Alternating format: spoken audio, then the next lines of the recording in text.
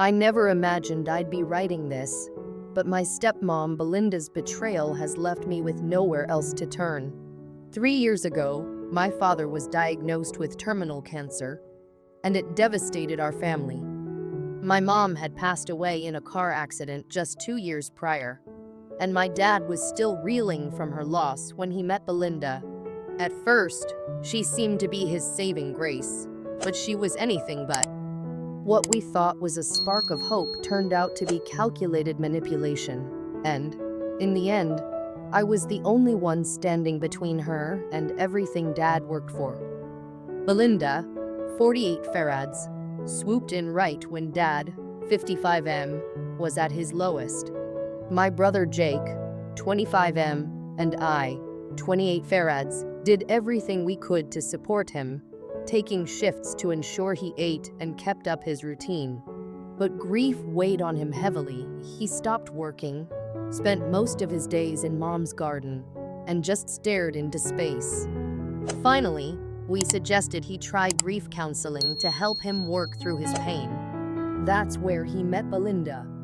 She was in his support group and claimed to be a widow, saying she'd lost her husband to a sudden illness. She seemed so attentive, always by his side, ready with tissues when he got emotional, and consistently checking in on him.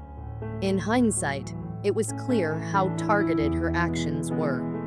Belinda had found her way in and wasn't going to leave until she got what she wanted. In just a few weeks, she started bringing him homemade meals and checking in on him multiple times a day. Dad started talking about her constantly. Belinda says this. Belinda suggests that, before we knew it, she was joining our family dinners, bringing along her son, Neville, 22 and acting like we were one big happy family. At first, we were glad to see Dad with a spark of happiness again, but we soon noticed unsettling patterns. She subtly erased our mother's presence from the home, starting with small changes. She'd rearrange things without asking, saying she was organizing. Then, family photos disappeared into boxes. My mom's cookbooks vanished from the kitchen. Mom's cherished garden was ripped up and replaced by sleek, modern plants that Belinda insisted were better for curb appeal. 6 months in, she moved in and took over the master bedroom, packing up the rest of Mom's belongings without even asking if we wanted to keep anything. When I confronted her, she smiled sweetly and said, "Sweetie, don't you think it's time to let go? Your mother would want us to move forward." It was infuriating, and Neville, her son, was no better. He treated our family home like a free-for-all, spreading his things everywhere, taking over the garage with his gaming setup, and even having the audacity to ask Dad to help pay for his college tuition. To my dismay, Dad was actually considering it, despite having met him only a few months before. Belinda's influence continued to grow, and the financial strain became apparent. Dad's credit card bills skyrocketed, and there were constant new expenses that Belinda suggested, from renovations to a brand new car that she insisted they needed to start their life together properly. But when Dad began his chemo, Belinda barely visited him, claiming she was too busy. Things hit rock bottom after Dad's cancer diagnosis. Instead of comforting him, Belinda used his illness as leverage to push for marriage, saying, "We need to think about the future. I want to take care of you properly." She organized the entire wedding, a lavish affair that Dad was too sick to enjoy, and didn't include Jake or me in any part of it. We were heartbroken, feeling like outsiders at our own father's wedding. After the wedding, Belinda's control over Dad's life grew intense. She screened his calls, claiming he needed rest, and close family friends who'd known him for years couldn't reach him. She controlled his medication, his doctor appointments, everything. When Jake tried to take Dad to chemo one day, Belinda threw a fit, saying only she could handle his medical care. It became clear she saw Dad's illness as a way to tighten her grip on his life and his assets. The worst part was how she treated Max, Dad's 12-year-old golden retriever. Max had been Mom's dog, and Dad treasured him as a final connection to her. But Belinda started complaining about Max, saying he smelled, shed too much, and was disruptive. She banished him to the garage, claiming he was too much for the house. Dad was too weak to argue, but I could see the pain in his eyes every time Max wasn't by his side. One night, I came over to bring Dad some soup, letting myself in quietly. I found Belinda in Dad's office, rifling through his desk and taking photos of documents. When I asked what she was doing, she claimed she was organizing his paperwork. I noticed her shoving something into her purse. That's when I knew she was up to something serious. Then, my cousin Amy delivered a bombshell. She'd seen Belinda having dinner with my Uncle Mike, Dad's younger brother, at a restaurant in a town 50 miles away. I started documenting everything: the mysterious phone calls, the evasive behavior, and the meetings with Uncle Mike. Belinda must have sensed I was onto her because she suddenly started inviting me for daughter bonding time, trying to get closer to me. It made my skin crawl. When Dad passed away, Belinda barely shed a tear. She spent the funeral on her phone, rushing through the service. The very next day, she called a family meeting with Uncle Mike, casually discussing plans to sell the house and liquidate Dad's business, as if she owned everything. But they had no idea Dad had secured everything in Jake's and my names years ago after Mom died. He'd seen friends lose everything in second marriages and wasn't about to let that happen to us. Belinda, of course, went ballistic when she found out. She and Uncle Mike claimed Dad had been manipulated and threatened legal action, but we had all the documentation. We weren't backing down. Dad's legacy was staying with his real family. Update: Belinda's actions became even more outrageous after the initial showdown. She insisted on staying in the house, claiming she needed time to process her grief. But it was clear she was just trying to take anything she could. Less than 24 hours after the funeral, she was in Dad's closet, stuffing his expensive watches into her purse. These were heirlooms, especially one that had belonged to our grandfather. When Jake caught her, she claimed Dad had promised them to her, but we knew better. It got worse. Belinda contacted a realtor to sell the house without our knowledge, even forging documents to show she was the property owner. The realtor was confused and called me, showing me copies of forged deeds and altered bank statements Belinda had provided. She'd even scheduled open houses for the next week, pushing for a quick sale to settle the estate. Then, Amy's digging uncovered even more. Belinda and Uncle Mike had been seeing each other long before Dad's death, attending romantic dinners, movies, and even going to beach resorts together.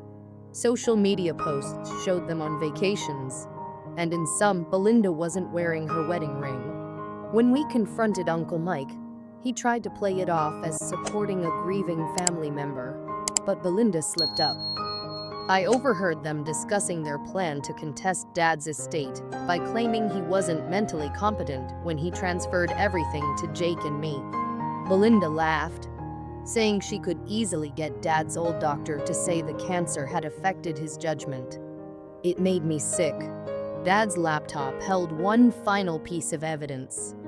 Jake found a hidden folder with security footage Dad had installed in his study after he noticed things going missing. The videos showed Belinda and Uncle Mike meeting in the study multiple times, confirming their betrayal. Belinda put on her most dramatic performance when we finally served her with eviction papers. She called every relative, sobbing about how we were throwing a grieving widow onto the street. Some family members fell for it, but her son Neville finally had enough. Right there, in front of everyone, he called her a liar and admitted this wasn't the first time she'd done something like this. He exposed her history of targeting wealthy men, looking for a big payout each time. Belinda left the house in disgrace, her reputation shattered. Despite her threats, we haven't heard from her since, and she hasn't seen a penny. My brother and I can finally focus on honoring Dad's memory, grateful he protected us from her schemes. Belinda and Uncle Mike are out of our lives, and Dad's legacy remains with his true family, just as he wanted. While Dad was in hospice, we discovered something disturbing. In one particularly damning clip from our security footage, Belinda was showing Uncle Mike where Dad kept his important papers, laughing about how they'd need those soon. It was chilling and sickening to watch. We didn't waste any time. We handed over all the evidence to our lawyer, the forged documents, recorded conversations, and every suspicious video clip we had. We also sent copies to each family member who had previously defended Belinda, many of whom quickly withdrew their support. Even Aunt Linda called to apologize for doubting us. Belinda's desperate attempts to save her reputation have failed. Everyone in the family now knows the truth about her and Uncle Mike. The final straw was when her own son, Neville, moved out, saying he couldn't stand to look at her anymore. She's still in the house, but not for long. Our lawyer expects her eviction to be finalized by next week.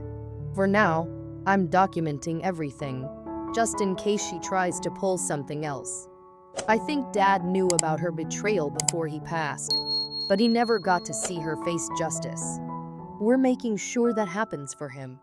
Just when I thought things couldn't get messier, Belinda and Uncle Mike took this nightmare to court, filing a lawsuit claiming that the property transfer was invalid. They argued that Dad's illness had affected his mental state long before his diagnosis, claiming he wasn't in his right mind when he transferred the property to us. To our disbelief, they even found doctors willing to testify that cancer could affect someone's decision-making, even in the early stages. They presented Dad as a confused, easily manipulated man, implying he had no idea what he was doing. Sitting there, listening to them twist the facts, was infuriating. But thankfully, their whole case unraveled when we presented our evidence. We showed records that Dad had consulted with 3 different lawyers before making the property transfer. He had gone through everything meticulously, had every document evaluated, and had everything properly filed. The judge took a special interest in letters Dad had written, explaining his decision to protect our inheritance and preserve our family home. Then, during the second week of proceedings, a bombshell dropped. One of Dad's hospice nurses, Linda, came forward with detailed logs of missing pain medications. She had kept her own records of Dad's medication intake, noticing discrepancies each time Belinda visited. Linda had reported it to her supervisors, but Belinda always had excuses, saying pills fell down the drain or that Dad needed extra doses. We didn't stop there. Our private investigator found a disturbing history Belinda had managed to keep hidden. She'd been married 3 times before Dad, each time to wealthy older men. 2 of them had died under suspicious circumstances, and the third divorced her after catching her stealing. Each time, she'd changed her name slightly and moved to a different state, covering her tracks. To make matters worse, the investigator uncovered evidence that Belinda had been selling Dad's pain medication through a network of dealers. The police have since opened a separate investigation into her activities. The biggest shock came from Neville, Belinda's son. He'd known about her schemes from the beginning and showed us text messages where she bragged about calling Dad her retirement plan. She had even referred to us as obstacles she could deal with after Dad's passing. The messages between her and Uncle Mike were even worse. They'd been planning their life together while Dad was still alive, even picking out a house in Florida to buy once they sold off Dad's property. Uncle Mike had begun moving his things into a storage unit, preparing to leave his wife. When Uncle Mike was confronted with the evidence in court, he tried to save himself by turning on Belinda. He claimed she manipulated him just as she had manipulated Dad. admitting that their affair began even before Dad's illness. The judge looked disgusted by his testimony, and it was a pivotal moment in the case. Not only did the judge dismiss their lawsuit, but he also ordered a full investigation into Belinda's past activities. Furthermore, he ruled that Belinda had to return everything she'd taken from the house: jewelry, documents, and valuables. She had already sold some of Mom's jewelry, so the judge ordered her to pay us the appraised value for those items. Now, the family has turned against them completely. Uncle Mike's wife has kicked him out, filing for divorce, and most of our relatives refuse to speak to either of them. In town, Belinda's reputation is in ruins. No one wants to have anything to do with her. She can't even book a hair appointment because word has spread, and people know the truth about her. The best part? The judge ordered Belinda and Uncle Mike to pay our legal fees. Their plot to steal from us ended up costing them dearly. The irony would have made Dad smile. Now, she's being supervised as she retrieves her belongings, with a lawyer and a police officer watching to ensure she takes nothing more than what's hers. I'll update again once she's officially out, but right now, knowing that justice is being served feels good. I believe that Mom and Dad would be proud of how we've handled things. Final update. This will likely be my last update on the Belinda saga. After their court loss, Belinda and Uncle Mike tried one more desperate move, reaching out to the local media with a fabricated story about how Dad's greedy children manipulated him into cutting his poor widow out of his will. Belinda even gave tearful interviews, claiming she'd sacrificed everything to care for Dad during his illness. Uncle Mike backed her up, saying Dad had confided in him about his desire to take care of Belinda. They didn't count on the journalists doing their research. One reporter dug into Belinda's past and found more than anyone could have expected. Not only had she been married multiple times, but she had also been investigated for elder abuse in 2 different states. She managed to dodge charges each time by moving out of town before investigations could be completed. The reporter even tracked down one of her previous victims' families. One daughter told an almost identical story to ours. Belinda had targeted her recently widowed father, joined his grief support group, and then tried to claim his estate. Another family revealed Belinda had worked as a hospice nurse years ago, but lost her license for stealing patients' medications. As soon as this story broke, Uncle Mike immediately distanced himself from Belinda, probably trying to salvage what was left of his reputation. But his wife wasn't fooled. She went on social media, sharing evidence that Uncle Mike had been planning to leave her for Belinda for over a year.